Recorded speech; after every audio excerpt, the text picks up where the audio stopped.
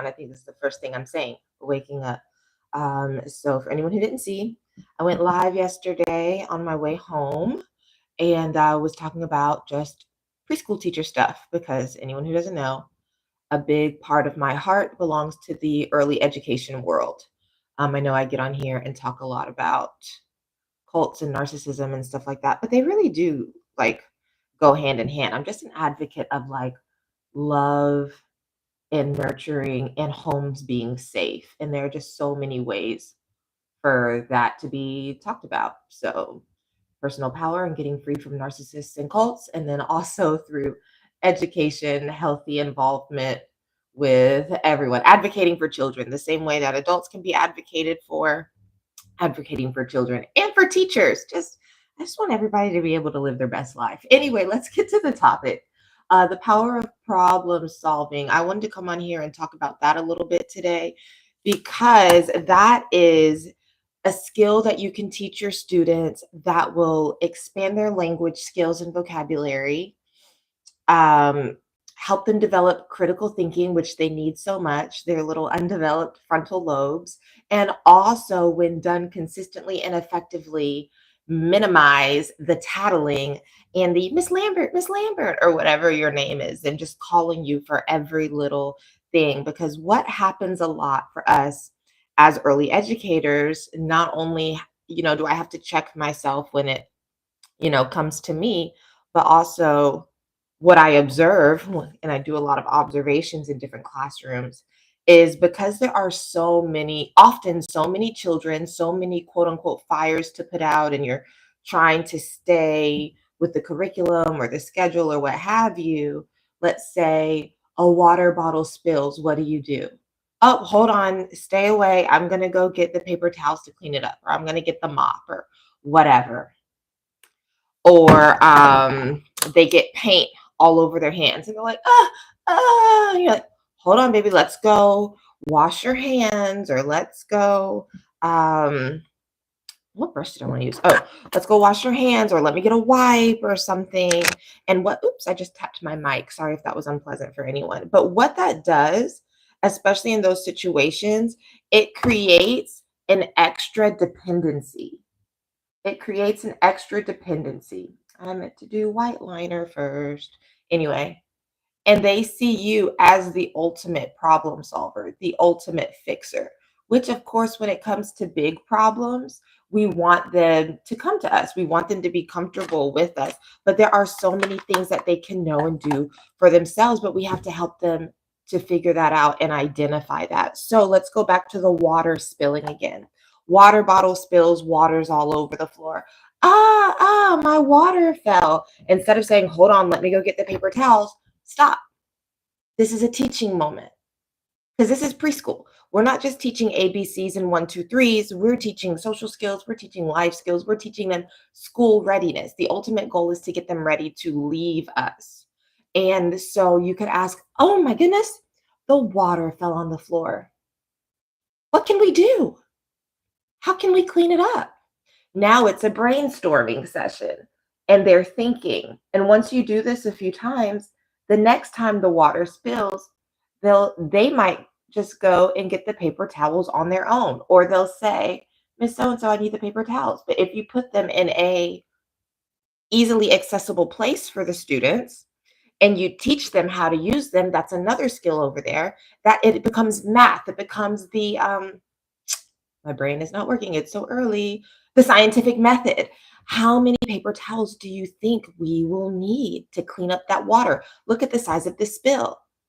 And you could teach them about waste. We don't need that many. You see, now there's vocabulary, there's waste. You could talk about preserving, you could talk about reducing. You could show them, look, these lines right here where you can tear, those are called perforated lines. Perforated lines. Okay. And no, they might not remember all of it the first day, but over time, if you're doing this, because how many times do things spill? How many times do they need paper towels, whether to dry their hands or whatever? And if every time they're drying your hands, you're talking about perforated lines and you tear it carefully, and then eventually you help them practice. Now that's fine motor skills that's involved. And eventually when the water spills, Do they need you? No, because it's just water. It's likely not going to stain anything. Mm-mm-mm. So that is one, problem solving. Another one, when it comes to mediating conflict between peers. Oh my gosh, tattling. In my experience in the classroom, if it didn't start off tattling, it's like tattling would begin and it would spread like wildfire. It would feel like an epidemic in my classroom. And before I knew it, it was just Miss Lambert, Miss Lambert, Miss Lambert, Miss Lambert, all day long. Like, what in the world? And so going over, and instead of you being the one to say, what happened? Okay, well, you need to say sorry and you need to give it back. No, you can go over. Of course, you still want to know what happened, but then you can ask, okay, so here is what I see the problem is. How can we fix this?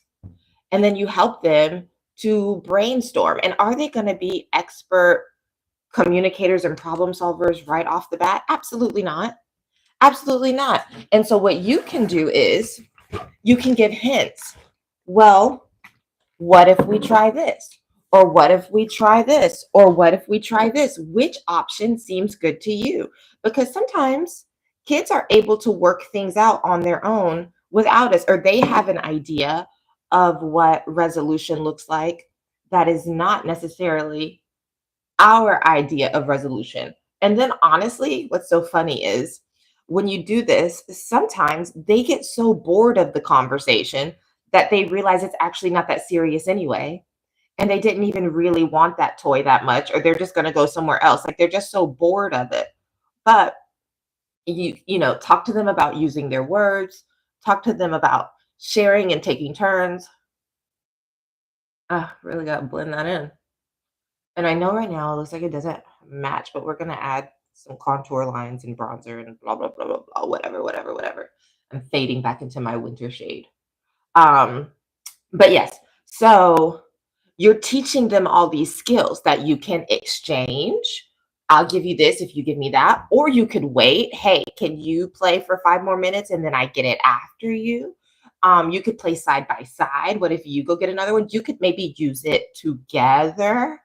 And then also teaching that, like, okay, well, just because you want it doesn't mean they have to give it to you. This was their turn. Um,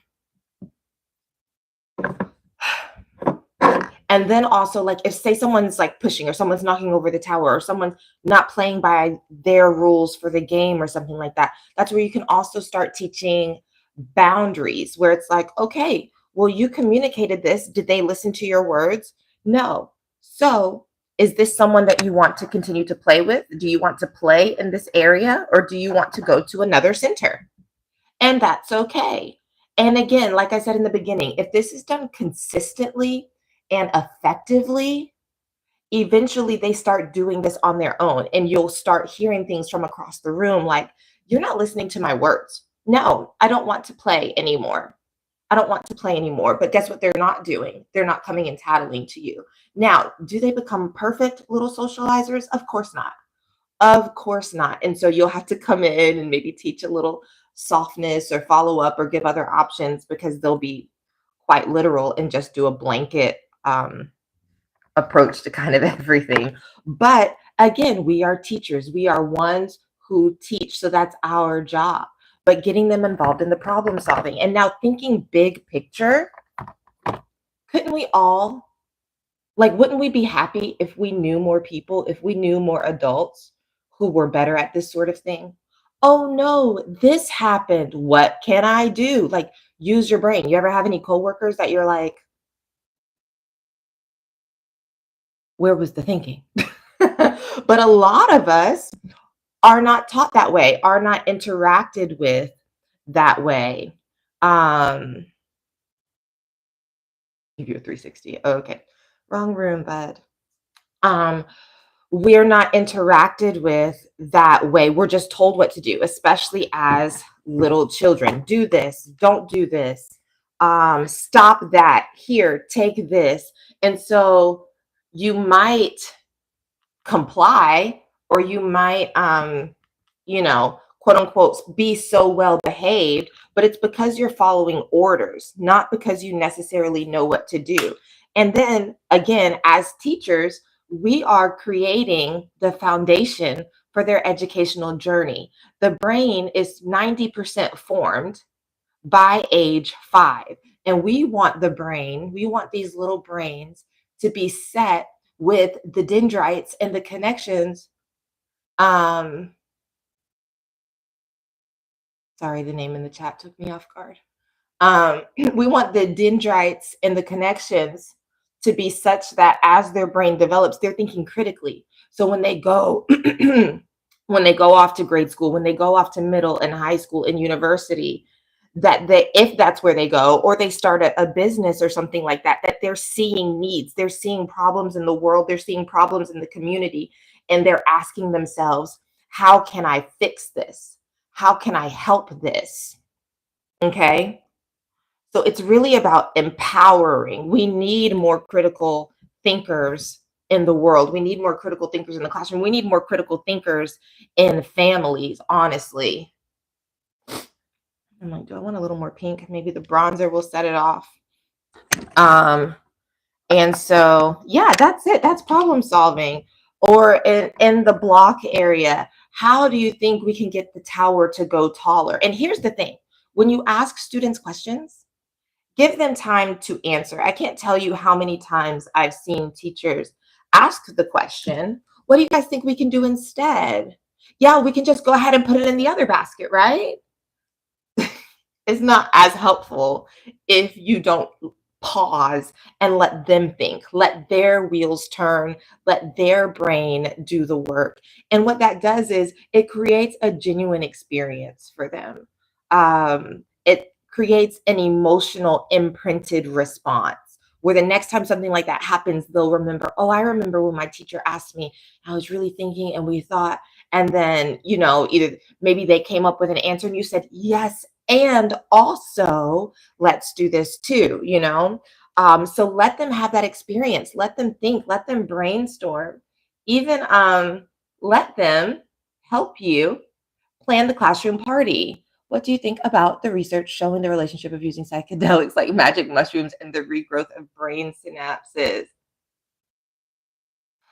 That is a conversation for another day, my friend, but I think it is not to be discounted. That's what I will say. I've heard some miraculous things. I've seen some miraculous things. I think, consenting, responsible adults are open to trying things, and I haven't necessarily heard anything harmful. I haven't. But problem solving for today. So, what was I even saying? Early, I'm distracted. Uh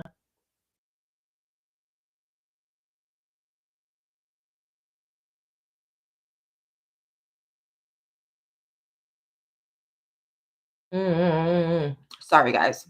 Okay, that'll do. Um, so did I have anything else about problem solving? But oh yeah. I know what I was gonna say. Let them help you plan the classroom party. Is there gonna be you guys gonna celebrate a birthday in the class?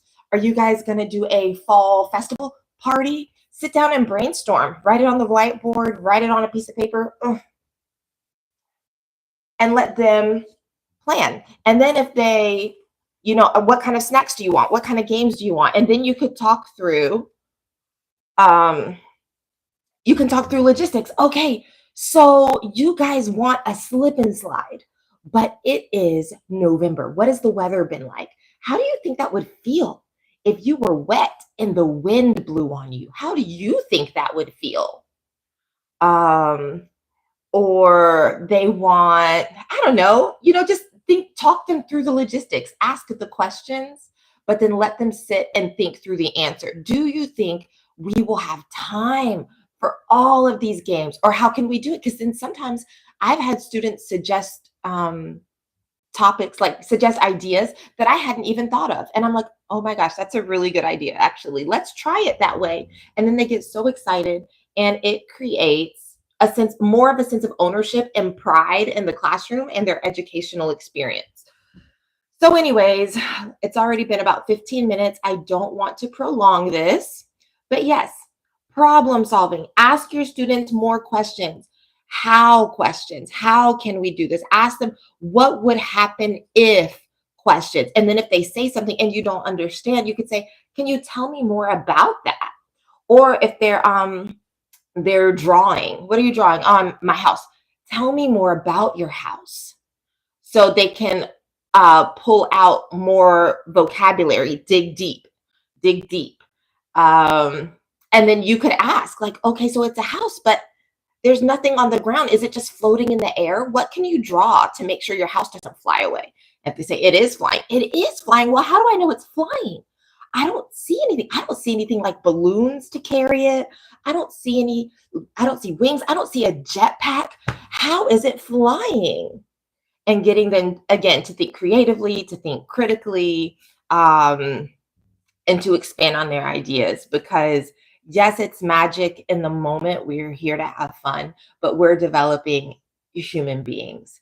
So again, preschool teachers, parents who trust your preschoolers to the teachers, thank you so much for all that you do, the ways that you pour in. And I just hope that these videos will continue to be a support and a help. Again, as always, this is only my second pre-K video, but please leave in the comments if there is anything more that you would like to know. And if you're in the Hampton Roads area, next weekend, there's the Raising the Bar conference. You can go ahead and Google it. There'll be lots of good information.